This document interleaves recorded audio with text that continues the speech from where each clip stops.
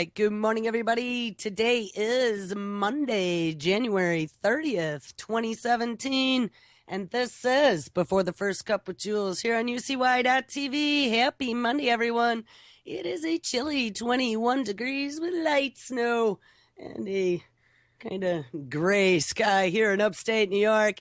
So where did we leave off yesterday? We titled the show Rise of AI, Exascale Computing, China, Google, and the Singularity. And we talked about all kinds of things over the last few weeks. We looked at the Brain Project, mental health, some of the new curing and diagnosing mental health using your smart devices, and then some of the invasive future medicines that they are going to have to be able to manipulate some of our brain chemicals. And one of the ways that all of this is going to be happening is it's going to be back-ended to some sort of AI system. I've told you a couple times that there was a discussion at Davos 2017 back last week or a week and a half ago, Davos, Switzerland, where they typically discuss globalization and some of the things that are coming in the future.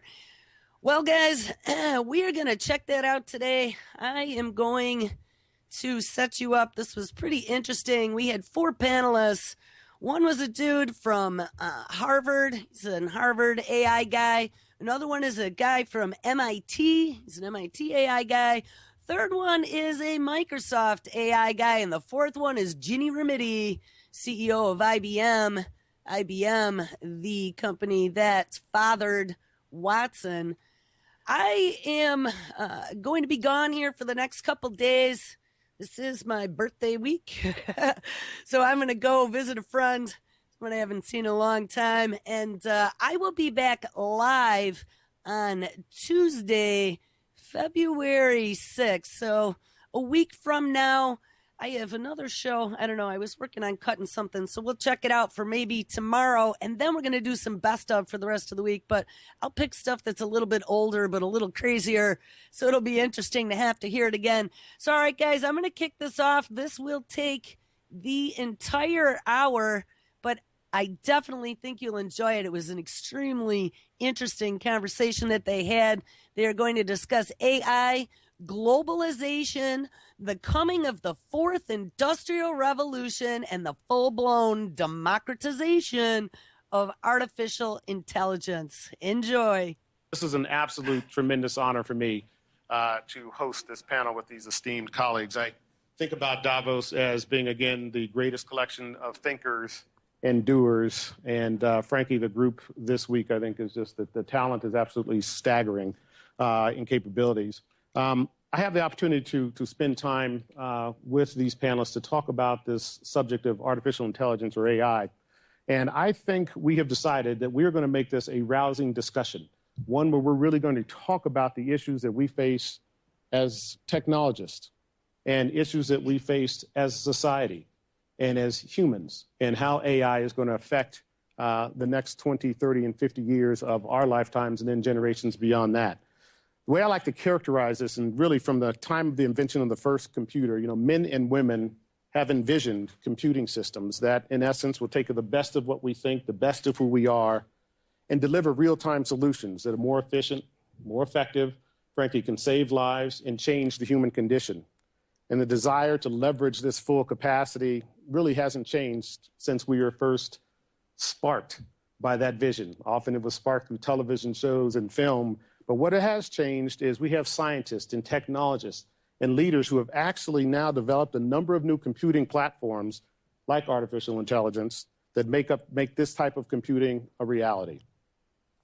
Platforms which now have led us from the unimaginable to the imaginable. It's an exciting time, and these new computing platforms will continue to drive productivity as they have over the last 50 years through enterprise software and computing platforms into the ecosystems and economies where they are embraced. And by the very nature, they will cause disruption in the existing systems. And our challenge as participants in the World Economic Forum in 2017 and beyond is to let our mission of assembling these global leaders to guide and help us develop and implement elegant solutions to these highly complex problems that are posed by implementing these newly productive tools.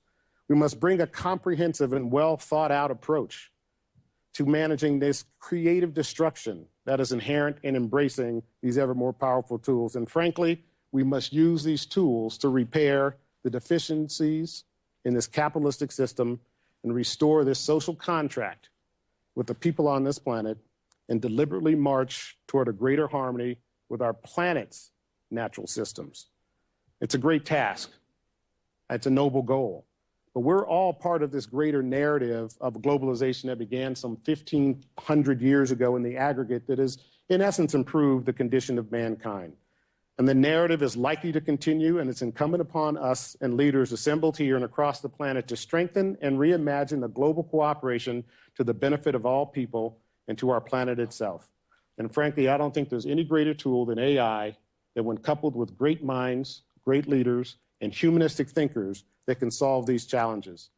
I personally have the challenge and the opportunity to lead an organization called Vista Equity Partners. We manage capital for pension funds, doctors, for teachers, for civil servants. And frankly, they charge me and my team with ensuring that they have a financial stake in the fourth industrial revolution.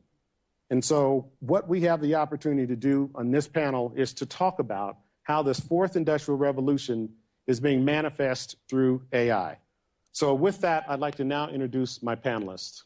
They are very esteemed, they are wonderfully thoughtful people, and they are humanist, which is one of the reasons I'm proud to be a part of this panel. I'm gonna start with Ron Gutman, and Ron is sitting three people to my left. His focus on healthcare technology dates back to his graduate school days at Stanford, and he started a company called Rock Health, which he ultimately reached over 100 million people, and he sold that business in 2009. His recent company, HealthTap, is one of the most innovative companies in the deployment of AI in the healthcare sector. He believes we've reached a point where AI is capable of extending the reach of human healthcare providers to offer health solutions to people who would otherwise not access them. You've probably seen him on his TED Talks, which have over 4 million views and counting, and has been translated into 46 languages. And Satya, I don't know if it's been using your translator to do it, but everyone seems to be thrilled with some of those TED Talks. Next, we have Joy Ito. Joy is the director of the MIT Media Lab, the world's leading academic institution on AI research and development.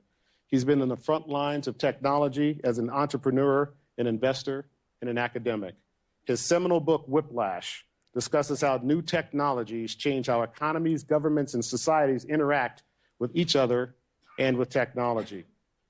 And because he brings such a robust perspective on the conversation, and he's uniquely qualified to paint the whole picture by telling us what is AI, who are the people that are actually developing it, what are the deficiencies, what are the opportunities, and how he gets to shape those young minds of developers. We're really interested in hearing some of those thoughts.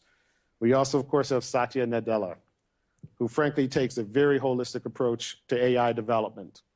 He believes that AI will influence all aspects of our lives, the democratization of artificial intelligence. How do you accomplish that? How do humans interact with computers? How does everyone have access to the applications, the infrastructure that's developed, and how will these services be provided? He's led Microsoft's major investments in deep learning, with researchers and developers attempting to understand and actually mimic the way the human brain processes, applies data and information. And I've got a question for you at the end of this that I need to hear your answer to, which I think will be quite provocative. And of course, we have Jenny Rometty. She's the chairman and CEO of IBM. And when I first started talking to Jenny, I had to let her know IBM has been one of the most innovative, transformative companies on the planet. And under her leadership, she has now taken on one of the most remarkable corporate transformations that I've ever witnessed, and many of us have ever witnessed. And her leadership is now putting AI in the central part of the next chapter that her and her colleagues are writing. And in particular, the focus on cognitive computing, narrow AI, which augments human thought rather than replicating it. And how does that impact the markets that we work in, the jobs that they affect, and the people on this planet? So we're interested to hear a lot of her thoughts on this. Just to give you a sense of size and scale, IBM's Watson will touch approximately 1 billion people this year through its business solutions and access across various industries. So I'm looking forward to this conversation. So I'm going to dive right in. And Jenny, we're going to start with you since you've now caught your breath. Yeah, thank you for that. First, IBM, again, a company long admired. has been successful in reinventing itself for decades across multiple industries. And AI, now that is a central focus of the platform going forward, how did you and your team think about the development of AI? What was the right platform? How did you come up with the guidelines that you're going to now use and push forward with your business customers? What are some of those guiding principles? Yes. So, and I appreciate that introduction. And at 105 years old, we have been through a number of different transformations. And as you think about each one, there's something that provides the foundation and the basis of it. And this goes back many years ago. And there's actually a reason to why AI, we actually call it cognitive. And the basis is that we would be so overwhelmed with information that it would be impossible for any of us to actually internalize it, use it to what its full value could be. But if you could solve problems that you've mentioned that are not yet solvable. And that would be cognitive overload, hence the word cognitive computing. And so that became the basis that we thought, this idea that for all companies and for the world, data would become the basis of competitive advantage, but you could not make use of that data unless you had technologies like artificial intelligence, what we call cognitive, that you don't program. They understand, they reason and learn over all kinds of information. So that became what we consider the cognitive era and what we've placed our big bet on. And what you say, so what happens now? In fact, I think I could share, some of the lessons we've learned and therefore some of the principles we've come to. As now what I consider us the AI platform for business with, as you mentioned, we will touch 1 billion people this year with this. Learned a few things. One is something maybe we'll get a chance to talk about later. With any new technology and new era, I think we all, particularly here in this setting, have to think about how do you develop trust for it. And one of the ways to develop trust is around transparency and a set of principles. And this morning I shared with our teams globally something called Principles for the Cognitive Era, or Principles for AI. And again, we'll talk a little bit more about them, but they have to do with understanding the purpose for what you're developing, transparency and how it is, when it's used, how it's trained, and who owns the insights out of it. And then as well, your obligation to develop the skills of the world around it. So to me, again, we can come back to that. But for a business then itself, I think there are 3 things that we've learned in working with businesses that are important. One is understanding the purpose of when you use these technologies. And to us, the reason cognitive and not artificial intelligence, I say it's augmenting intelligence. For most of our businesses and companies, it will not be man or machine. It will be all of us working, and I've watched this, whether it's with doctors, lawyers, underwriters, call centers. It's a very symbiotic relationship that you're conversing with this technology as it understands it. So our purpose is to augment and really be in service of what humans do. Right. The second big learning we've had is that in businesses, industry domain really matters. So as an example, we're going to talk about healthcare. One of the big areas we've also invested in. So we've only picked a few areas because this is an open platform and there are millions of companies developing their own things. But where we've done and taken the development on healthcare, in Watson is what we call our artificial intelligence. I should have said that. 300 million records, but every institution has its own data to bring to this. And therefore, in this world, the second thing is important is you want to have industry data, and really to unlock the value, it's your decades of data as well combined with this. And so these systems will be most effective when they're trained with domain knowledge and in an industry context. And then the last big thing that we've learned for a business is the business model. So and any of you, either a new company or an older company, you've accumulated assets. That is your data. Back to data as a competitive advantage. And so we believe strongly that as a business, you need to be sure the insights that you get from your data belong to you. And that applies as well to how these systems are trained. And that's how we built this with that in mind. So the learnings have been across that. And as a result, I think you see some trust growing in these. So I'll end on, in healthcare as an example, the work we've done around oncology is now rolling out, whether it's India, China, Thailand, Finland, Netherlands, as an oncology advisor. That's been trained by the world's best oncologists, the 20 best centers in the world, Memorial Sloan Kettering, the Cancer Institute, clinical trial matching, Mayo Clinic, genomic sequencing, Illumina, as well as Quest, available to in the United States, really 70% of all patients that have cancer. So you get this reach, and now when those principles are followed, and that to me, I think, is the great promise. And on one hand, we'll do everyday things, help teachers teach better. On the other hand, the reason this is worth fighting so strongly to have it roll out right is you can really solve problems. I mean, India has one oncologist for 1,600 patients. You'll never get there, as you would say, without this kind of technology. Yeah. Satya, you have built really a wonderful business model around taking complex, cutting-edge technology that, frankly, was available only to the few and giving the ability for many to access it. Talk a little bit about, the AI approach, the cognitive approach, and really the democratization that you're leading at Microsoft, and to what extent that democratization creates, again, the opportunity for all to participate in what AI's promise is.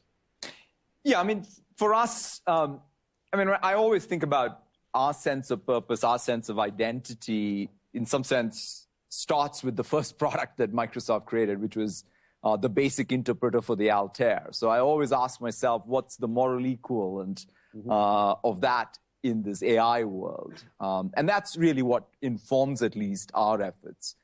We obviously build a bunch of AI services. Take Skype Translate, which you referenced in the beginning, which is pretty magical. In fact, recently we had 100 people talking 10 different languages simultaneously, being able to communicate with each other. Or the personal digital assistant, Cortana. I had sent a piece of email in December, saying I'll follow up with 2 people in January, and lo and behold, comes January, and I'm reminded because of a commitment I made in email. These are the everyday tools that we want to build. But the key for me, though, is not any one tool we build, but it's the technology underneath it. How do we make it broadly accessible? Very much like how Ginny was talking about, because that's, I think, really the true benefit of AI. So in our case, one of the things that inspires me is the state I was born in India and the state I now live in the United States. Both are using statistical machine learning to be able to improve the high school outcomes and use the scarce state resources smartly. Now, that to me is democratizing AI, putting it in the hands of school administrators everywhere. It is about putting AI tools in the hands of oncologists and radiologists in Cambridge so that they can use the cutting-edge object recognition technology to be able to not only do early detections of tumors, but also to predict tumor growth so that the right regimen can be applied. It is about being able to pick examples like that in nonprofit or in public sector, but not just stopping there. For example, one of the things that has truly been amazing to see is how individuals with the right tools can make a difference. There's this one gentleman out of our Cambridge office who's visually impaired. He decided that, look, we have some real breakthroughs in the last year, or especially around perception and object recognition and computer vision. So he's building glasses for anyone with visual impairment to be able to recognize not only people, but their emotion in real time. That, to me, is democratizing AI. But it's also to large businesses. So it's not just about these examples. So if it could be a bank that is able to give credit to the unbankable, more so. In fact, there's a startup in Kenya that was able to take essentially their solar grid, which is in the cloud, and predict, based on $1 per day incomes, credit ratings. So they've created a credit rating where none existed before.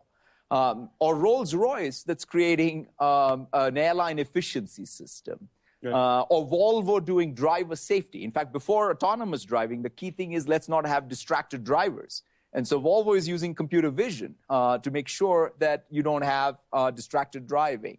Or Cortana itself, our agent finding its way into Nissan cars or what have you. So there are many, many of these examples. And to me, the key right now in this next phase of AI is how do we put tools so that others can create intelligence in every walk of life. Yeah, so I think one of the questions, a little bit of a follow-up, then we'll go to Joy, is when you think about these tools, what are the governing principles around these tools? How, you can't just give these tools to everyone, or can you?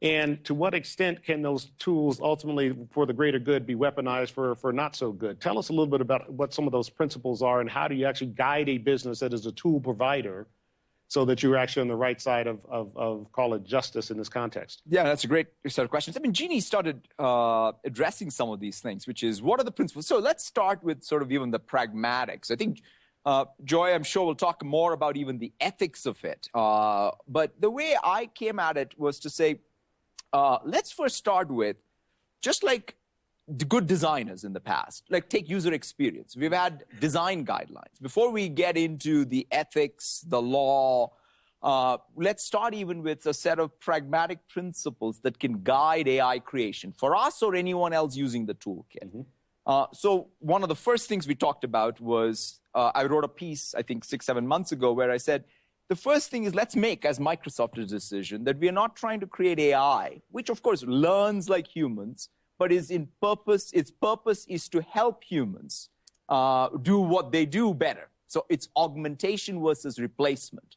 That's a design choice. I actually think that you can, in fact, come at it and say, well, replacement is the goal, or you can say augmentation is the goal. In our case, I want us to make the decision that it's augmentation. Right. One of the challenges with that, though, is who is making that design choice. And this is what leads to Joy, right? I look at you as I call the wellspring from which most of our AI designers come in some respects. You get an opportunity to meet these young minds, teach these young minds. And so we need to understand, who are these folks? What's their demographic? Where did they come from? And how do we now help them understand the importance, beyond this being a technology, but the importance to society and their role in shaping the ethics and the governance of this technology? So I will say, I'm at the Media Lab, which is where some of the oddballs who are interested in AI hang out. And we have a computer science and artificial intelligence lab, which is where they make a lot of the core work. And in fact, I think most of the real research now is going on in industry. I mean, kind of, it's a historical moment. I mean, mostly because you pay and provide these people the resources. So it's not necessarily being driven by academia, but they usually come through academia. And this will offend some people, and I want to just say this kind of as a generalization, but I think that people who are very focused and very good at computer science and AI tend to be the ones that don't like the messiness of the real world. They like the control of the computer. They like to be able to sort of be methodical and think in numbers and complexity in a machine. So sort of by definition, you usually don't get the traditional liberal arts, philosophy types. Now you have those. They're there on the edges. And also because it's social. The way you get into computers is because your friends are into computers, which is generally white men. Mm-hmm. And so when you look at the demographic across Silicon Valley, you see a lot of white men. So one of our researchers, Joy Winnie, she's an African-American woman, and she discovered that in the core libraries for face recognition, dark faces don't show up. And these libraries are used on many of the products that you have. And if you're an African-American person, you get in front of it, it won't recognize your face. And so she discovered it because probably there was no one who had a dark face in the place where they were building and testing it. And so one of the risks that we have of the lack of diversity of the engineers is that it's non-intuitive which questions you should be asking. And even if you have the design guidelines, some of this stuff is kind of field decision. Right. And I think IBM and Microsoft are both doing a very good job of working with people in the field. But I do think one thing that we need to think about, and this is very much a Media Lab point of view, is that when the people who are actually doing the work actually create the tools, you get much better tools. So like television and newspapers, the creators of the tools and the users sort of separated so that the evolution slowed down. Right. But if you look at video games, where the creators were into the technology, they went from coin-op to CD to online, and you saw a continuing business model and technology evolution. So right now, what I'm looking for from both of you guys and all of you guys is, when VisiCalc came out and introduced a spreadsheet, it was a runaway success, not because it solved the accounting problems. It gave the accountants a tool to express their creativity on a machine. And one of that, we don't have that yet. AI is still somewhat of a bespoke art, where you have a super-duper engineer who listens to the customer, tries to understand, but the customer can't imagine the tool yet. Right. Because it's too difficult. And I think whether we're talking about ethics or whether we're talking about the workforce, one of the key things that I'd love the both of you to think about is instead of delivering a solution, which is the first phase of getting people excited about it, I think you need to integrate the lawyers and the ethicists and the customer into actually getting an intuitive understanding of the tool. I think that's important. Jenny, absolutely interested in hearing your point of view on this. You know, you engage with some of the largest corporations on the planet who are going through this digital transformation, embracing AI. How are they embracing it? And how, do you guys provide governing principles for them, or do you basically provide the tool and let them come up with the right principles? This is a very, very important point in a learning, I think. So anyone in this field, this is built for the people, by the people, with the people, if you want to say it that way. And my experience on all of these, whether it was doctors, underwriters, teachers with best lesson plan, that work must be done with them. We've tried it the other way. It does not work, just as you described it. And I think this is a really critical point. And so when you mentioned that point about principles, right, and Satya started, this first principle, which I believe strongly, is that you must have the right purpose for these tools as we build them. And purpose means it is augment and in service of. And particularly because there's so much fear about jobs, and we'll come back to that, and job replacement and the like, but the odds are there are some jobs that will wholly be replaced by automation, but most of us will be working with these systems, is how most of its interaction will be. And so you being clear on your purpose. But the second one on this transparency, if anyone's to trust these systems, as you said, I don't see a picture. You must be clear, I believe, as you build these with when. So if someone's using a system, tell them that's artificial intelligence, when it's being used. The second thing we've been very clear is that tell them how it got trained. This is probably the most important point, which is, was it trained by experts? Was it trained in a way that I can trust what these sources are, and what data was used to train this? Because we're going to end in a world, these can be trained very differently. And back to that point about being in purpose of, the human needs to remain in control of these systems, knowing it can always, if I can put that bluntly, pull the plug. Right. The human is in control is the purpose. The second one is that this point of when is it used, what, where, how was it trained, what data? And then who owns that insight is the second principle. And that third principle is, I want to come back to it, but I also want to get our friend here, is skills. Jump in and ask one question, though, about pulling the plug. Yeah. Because if you like, you have an autopilot on a plane, and you're not allowed to overrule it now, or if you have it's kind of hard to pull the plug once it's in a mission-critical role, I mean that in a slightly different way, and I think this is an important point. Because there's a lot of talk of, can they completely replace what we do as humans? And both by our principles as well as the state of science, they are not going to have this self-awareness, consciousness. That isn't the case, right? So I mean it in that context, that you're able to. Yeah. Ron, let's talk, Ron. You're an entrepreneur. You built this wonderful business. It is, like I said, you've bet the farm to some degree on inputs from over 100,000 plus doctors, and there is no more complex, at least today, diagnostic environment than healthcare. Talk a little bit about the vision, how you're going to leverage AI, and talk a little bit about, how you think about managing ultimately the biases, the treatment, the self-regulation for the doctors who are inputting, for those of us who used to get our medical degrees on Google when we had a sniffle, right? So tell us a little bit about how this works now. Absolutely. So to Jeannie's point, right? So yes, we start with doctors, but we actually are here to serve patients and serve use cases, right? So we need to start with the need, right? So we're talking a lot about frameworks. We're talking about, platforms and all these kind of things. In the startup world, we care about what's the need, what's the underlying need that we're trying to solve. And the underlying need that we're working to solve is people every day have symptoms, right?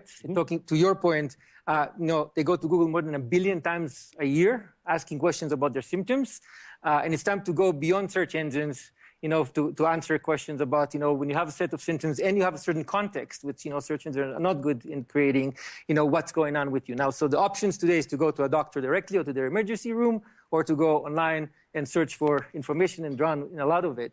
And we started a journey with just like solving the problem in the basic way, connecting hundreds of millions of people all over the world with real doctors and helping them ask any question that they have, right? And they ask the question, and then we assigned the doctors, we created a technology that sent the question to the right doctors.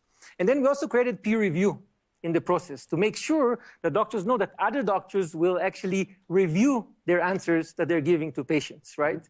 So in the background, we build a very, very large training set, but in the front end, we just help people every day answer questions about their health and well-being. So the ecosystem of the doctors and the peer review is how you, quote unquote, create a transparency on the one hand, a rating system on the other, and a learning system that hopefully will tune into whatever the issue is in an ethical way. Yeah, and the exact purpose of it is to create a place where people can manage their health from query to cure. And again, back to the use case, it's not just to learn about your health and then go to a doctor and do this. Is there a place that we can use digital devices, right, or a mobile device, to manage our health from end to end? From the moment we have a question about our health, right, and we can get insights about our health using AI, to moving to actually connecting you to the right doctor, right? Because even there's a decision, right? Because now we're just going to a doctor. But what if we could go to the right doctor, or we can go to the emergency room? So, we received more than 24,000 notes on Health App thanking us for saving people's lives. I'll give you an example. Yeah. Someone came to us complaining about tooth pain, right? And they said, I have this tooth pain for a few hours, it's projecting to my jaw and then to my neck, and I'm kind of concerned about it. And it went to a bunch of doctors. And again, we're using a likelihood approach to things. We're not diagnosing anybody immediately, but doctors answered the question and said, well, looking at your symptoms, if this is the kind of pain, there's some likelihood that you may have a heart attack. Sometimes pain projects from the top down and sometimes from the bottom up. The guy went to the emergency room, he had a heart attack. We saved his life. If he went to a search engine, if he asked the question, he would get dentistry answers.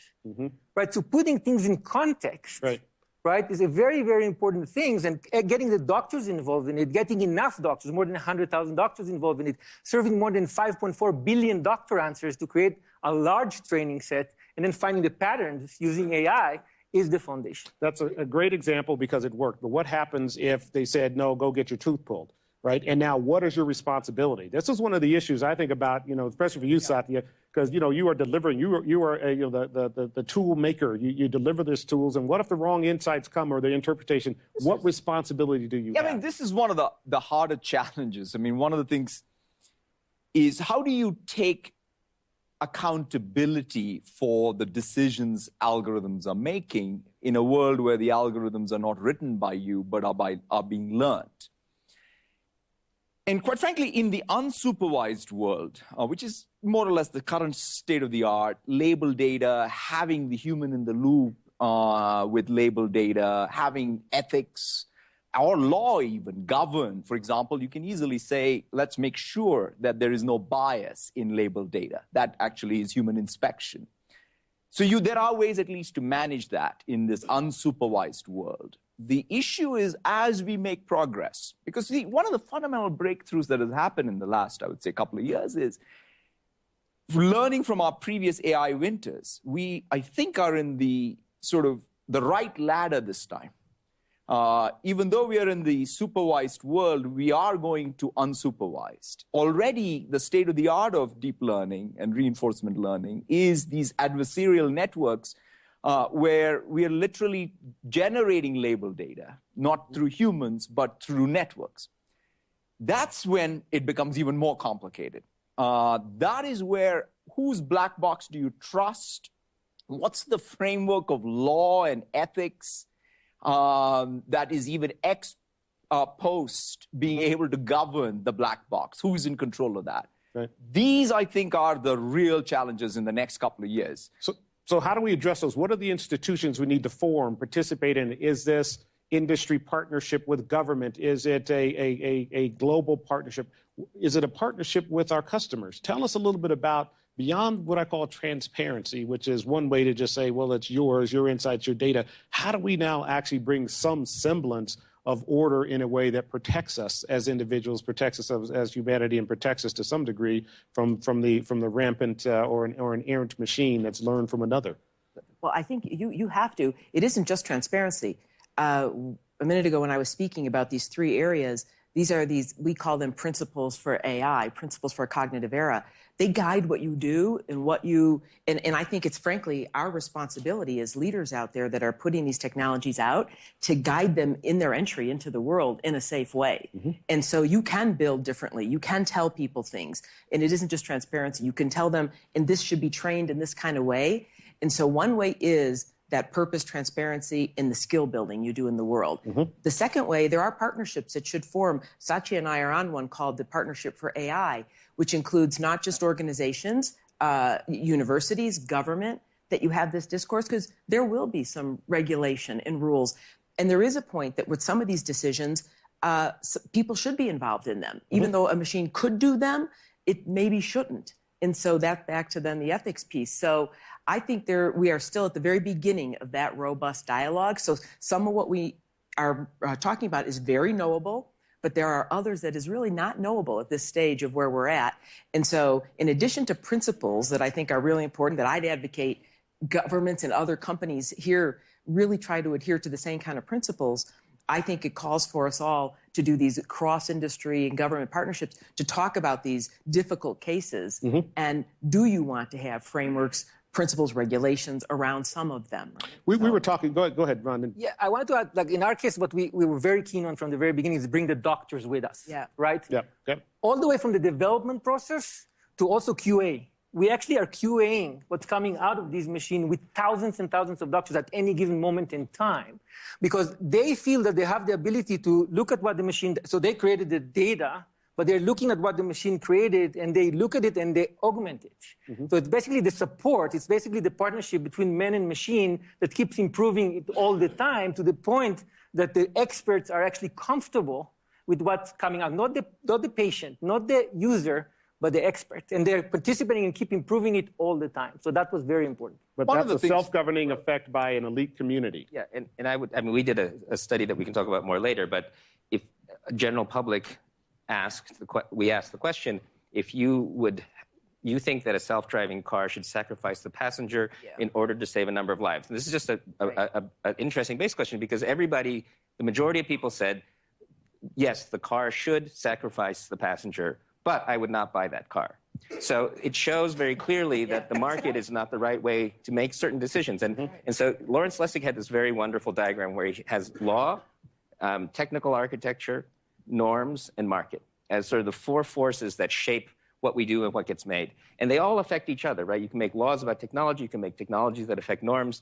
And I just finished a very intensive course that was a collaboration between the Media Lab, Harvard Law School, and the Kennedy School, where we had people from industry and government, and we had law school students and Kennedy School students and engineers teaching each other their art. Because what's important is that the lawmakers understand deeply what choices they have and what's going on. Because there's another thing is with regulation, you can regulate the research of, and you can regulate the deployment of. And they're also very two different things. And what you want is thoughtfulness on both, right? And I think you can't just leave it to the market, because I think you'll end up with solutions like that where and we can talk about cars later, but I think that the understanding each other. And so that's, I think, the role of these partnerships in AI, some of the research we're doing, but it's beyond just this, like a panel discussion. You really need to sort of intensively go in, because most engineers don't understand the law. Right. Most engineers don't even know why government exists, right? And so that's a pretty important thing. I mean, picking up on that, one of the things I feel that in parallel, just even inside of the software engineering, if you think about the software engineering state of the art around AI, it's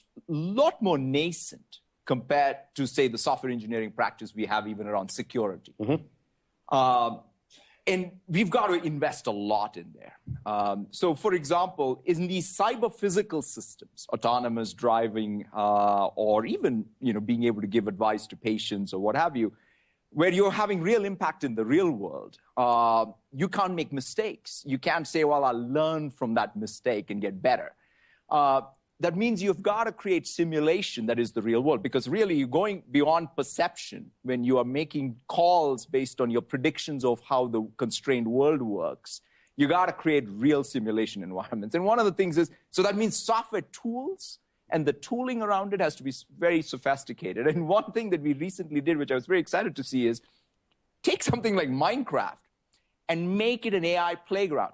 So we literally, instead of taking your AI algorithms and putting it into the wild, put it into the Minecraft world as a closed-loop system to learn. And that's one tool. So I think the software engineering infrastructure is probably the first place where we will have to make a lot of investments, because today it's a lot more black box than it needs to be. Right. But can I just add a point on that? I think this idea of it being a black box is going to be an issue, and that we should really work for it not to be a black box. Because I witnessed one, whether it was engineers who were using these tools to help them with predicting how their projects would run. Unless they could understand how that was working, they didn't want to believe the outcomes. I watched this early with the doctors. The first thing the doctor would say is, well, okay, I realize that Watson's read 300 million documents. It's been trained by the world's best oncologists in the entire world, 20 of the best cancer centers, but still show me what was the degree confidence on everything, and show me what was the data that went into every one of those conclusions that these systems drew. And I think you're going to see that behavior from any professional usage. The underwriters, I watch it. Well, show me the pieces that went in there. Give me the percent confidence. And to your point, and if you're treating a patient where the doctor, look, I know the chemo may be the best thing, but perhaps I'm someone that between my hair loss and other things, I don't want to, there are other judgments, a very simple point, go in. And so I think the way these tools are built from the very beginning that allow us to interact in that way, or it will stop that development from solving what are some of these biggest problems. No, I agree. problems. And I'll tell you what's interesting to me is, in spite of, I'll call it some of the state of development and to some degree the reluctance of acceptance, this is still coming at us like a freight train. Sure. And it is coming from all dimensions. There's a slide that I may put up a little bit later that shows, the number of AI, call it platform companies are now developing just like Ron's. But what really gets me is the big challenge we have is the impact on society beyond the technology, the benefits, but the people. Yeah, we're going to look to augment their opportunities and make them more efficient, whatever it is that they are doing at that time. But the real question is, what about jobs? What about displacement around them? What do we do about that? Jenny, you've talked a little bit about this new collar concept. Talk a little bit about that in the context of AI. And I want to spend some time talking about what it is our responsibility to the people in this planet as we really start to enhance the opportunity using AI to enhance the educational opportunities and the development opportunities so that we can actually to some degree manage and to, if we can, this inequality that has occurred from the technology that has created massive amounts of wealth for just a few. So let's talk about that, and let's talk about what we need to do about it as an industry and as a group of participants. This is a topic I think there's probably not one more important for all of us and in every country, and it's what's led to some of the negative discourse around every country in the world of this inequality and have not. And so it is a fear that these kinds of technologies and what they would do to jobs. And what you just said a second ago, on a macro basis, look, there's 5 million open jobs in America, 3 million open in Europe, 80% of Japanese companies can't find people. At a macro level, this sounds good. Even when you read reports that say, we need all the technology we can to keep up with demographic change, that you actually need it. Put that aside. On a micro level, when you have been displaced or when you feel your skills have not kept up, and this to me is the issue of our time. Right. Skills is the issue of our time. And I don't believe a government can solve this alone. I don't think companies can. But I really think there are things we can, private-public partnership, do together. And some of it's to bust some of the myths out there. For one, there will be new jobs created by all this. That's proven every time in history when there's been a dislocation of technology. But with the new jobs meant new skills. So when we came out of farming, you had to learn to read. In the industrial era, it led to mechanical skills. This is going to lead to these kinds of skills. So what could you do in a nutshell? I think there are 3 things we could do, all of us could do. The first one is, as you do training, a recognition that the skills needed to succeed in this world are not all high-degree skills. Meaning, you could, with a less than a 4-year university degree, you can participate in this AI economy. And therefore, this is where the name New Collar came from. Not a blue-collar job, not necessarily white-collar. Quit trying to look backwards. Go forward. These could be called new-collar positions. And that in many parts of the world, take a 4-year high school or wherever it's called, in maybe it's 6 years. And we've now scaled this to 100 schools around the world. They're called Pathway to Technology. Give them a curriculum that's relevant. Give them mentorship. And be sure they're teaching what you're hiring for.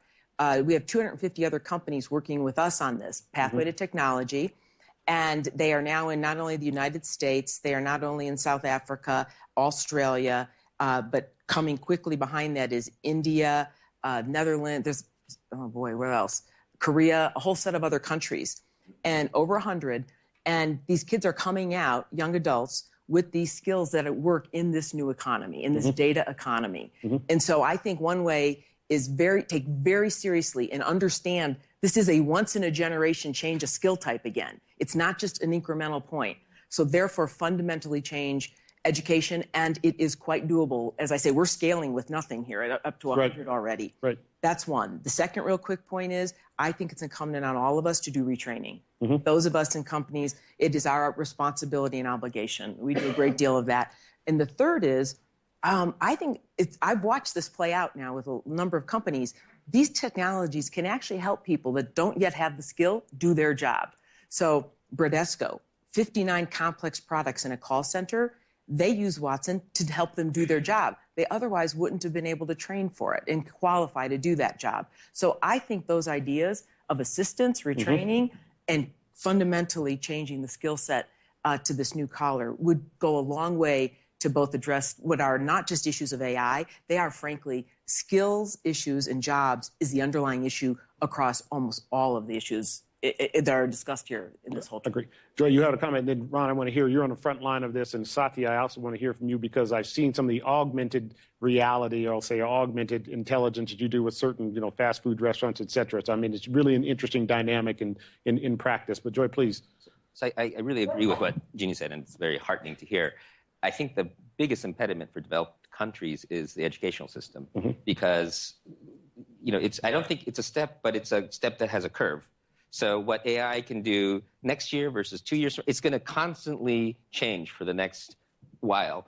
And our educational system isn't dynamic. They create a course and they teach it for at least a couple of decades. So that's a failure, right? Said by a teacher. Yeah. And that's sort of a definition of a curriculum in many ways. And then the other problem is that you're teaching skills and knowledge when you probably need to teach learning, how to learn, how to be creative. And we're basically, if you think about the fact that if you look at any test that your kid is taking, if you can imagine a computer being able to pass that test, why is that kid taking that test? I mean, there's definitely things that they need to learn, but what you want to do is start to figure out what a computer won't be able to do and teach that to the kid. And it's usually project-based, peer-based, creativity, and so on. And I think I totally agree about the less skilled people being able to do more skilled jobs, but that will displace people. So you will have accountants now fully capable of doing a lot of things that we currently ask lawyers to do. Or you'll find the pharmacist completely capable of what traditionally would be your general practitioner. Then you have these incumbents, right? They have licensed, have spent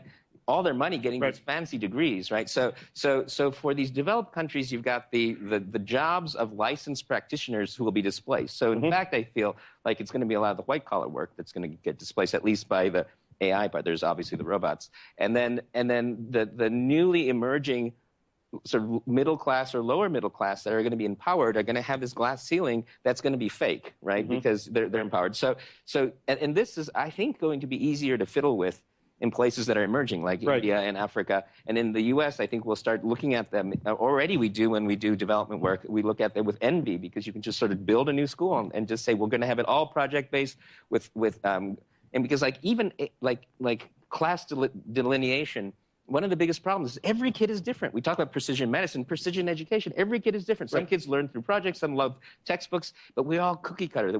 Because we've been developing an educational system that's trying to create factory workers, which are like robots, and soldiers, and people who are obedient. And we need more discipline. No longer fixed in this context. Ron, tell us about your experience in dealing with the doctors' constituencies who are engaging with your platform. Yeah, so I think that's what I'm most excited about with AI is helping these doctors practice on top of their trade, right? So they don't need to deal with the day-to-day annoying things that they just repeat themselves all the time, that they actually don't like doing, and focus on the things that are more complex, when the machine can help them deal with the things that they actually don't want to deal with, right? So you're taking people that actually have these fancy degrees and actually put them to work at a place where they are trained, rather than spending 80% of the time doing things that a machine can do, right? And free them up to do things that are a lot more important. And just to your point, allowing other professionals to take some of these easier tasks and just move the entire stack up to the top of the trade. So that's one point.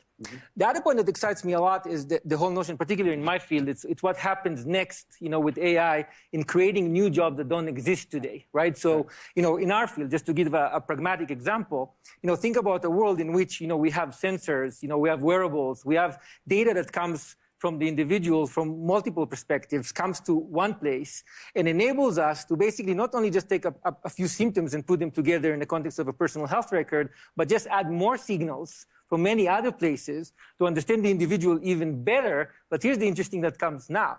We're moving from reactive medicine to proactive medicine. Here's where AI comes to work in a really exciting place, where doctors, instead of being a place where patients go to when they're feeling symptoms, all of a sudden this enormous opportunity we have to start seeing the signals before they even occur, and then send them to the right level of care. It may be a doctor, it may be a nurse practitioner, it may be a population manager that looks at some of these signals and start helping you before you even have a manifestation of the symptom. This is a new ecosystem of jobs, not only on the doctor level, but even on the very basic level of people that watch the signals that come from the machine. The machine gives them some direction, and they know how to triage people to the right level of care. Right. That's a lot of new jobs. That's really exciting for people from an outcome perspective, but also from a job creation perspective. Right. So let's think beyond what happens today and where we can take it, and then train people for this particular opportunity rather than just think about what's happening today. Makes sense. Satya and I talked earlier about a dynamic. There was a report that came out yesterday about, there are 8 people who have as much wealth as half of the planet. And if you look at it, arguably 2/3, 3/4 of them all made their wealth in some form of technology platform. And if we think about the arc of the narrative, how long it took for that to occur, AI is going to accelerate that and can accelerate that income and wealth disparity. Let's talk about how we need to direct AI towards managing that disparity and frankly, giving the opportunity for those who aren't, who don't have experience with these productivity tools to actually improve their station in life and become part of this new fourth industrial revolution. Because I do believe with you, Jenny, that's the topic of our times. That's the problems we need to solve here. So I'm curious to hear what you have to say about that, Satya. Yeah, I mean, a lot of important points have been made. Let me just sort of try and frame this as follows. One of the things that at least I am grounded in is the overall world GDP growth is not stellar. It's not like we actually have great economic growth today.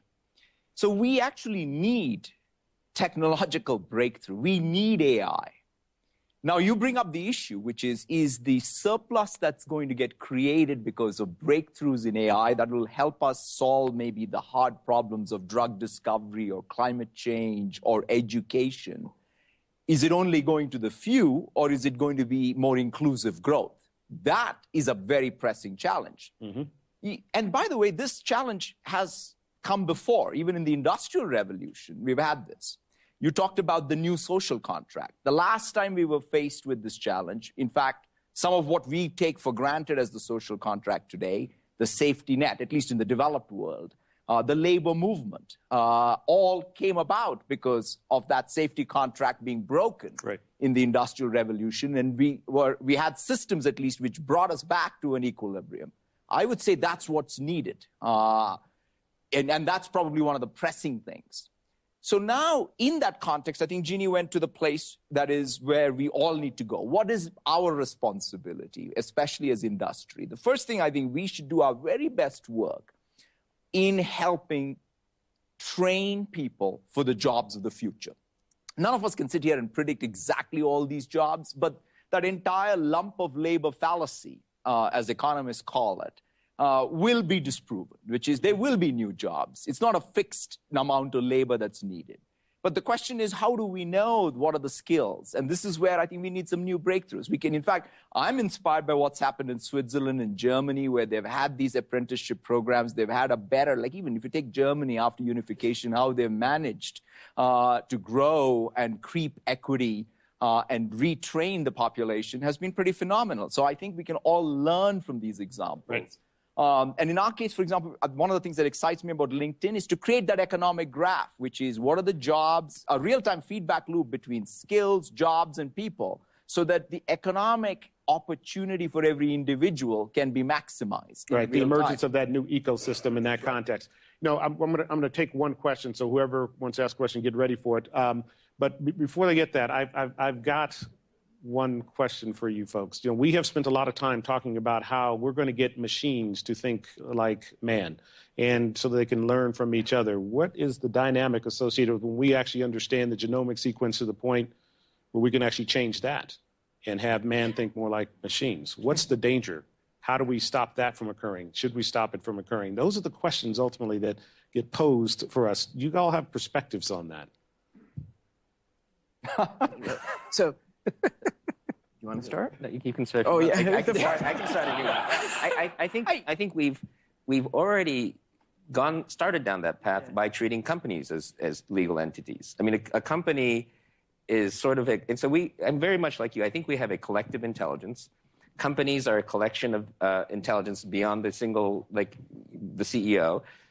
It has a legal representation. It pays tax and has this thing. We kind of know how to deal with it. Some of them are a bit out of control. And I'm worried that some of them are more powerful than governments. But we think about it. And I think machines will start to become either parts of corporations, but built into the collective intelligence. They may augment humans. They may augment corporations. But I think the corporation is really a kind of AI already. And so how do we think of the corporation becoming even more non-transparent? Because we see people now calling on AIs to help decisions in boardrooms, to the point where someday boardrooms may be rubber stamping decisions by AI. So I think that's really a way to think about it. I think the word you'll always remember is augment, and it is not one way. Right. So I think that is the key point of this, and that it is this collection of knowledge that will go back and forth. But I would end this on, when I weigh the pros and the cons, meaning of what does have to change versus the benefits of what is outweighed, I do believe thoroughly that we will solve more of these issues with what the real issues in this world are, about skills, about hunger, about healthcare, that will outweigh the benefit, will outweigh the downside. And it is our job to safeguard that downside does not happen. Okay. So the one thing I'd say is, I think a lot about, in a world where let's say there's abundance of AI, what is going to be scarce? I think it's common sense and empathy.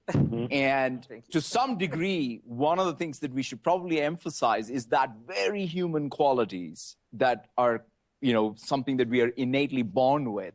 How do we emphasize that much more significantly in everything we do? In fact, it might bring humanity to be its very best in a world where there is abundance of AI. Ron? So it's back to smiling, right? We started my talk about smiling. So yeah, I think about it more as a partnership. We think about it either we have humans making decisions, or now we're going to have machines making decisions, and it's either or. But to Jeannie's point, I think there's something about the partnership between humans and machines together, but not just in like a cerebral way, a utilitarian way, but in an empathetic way, right? It's not like the cold machines that are just doing a work that they're human beings here. How you can make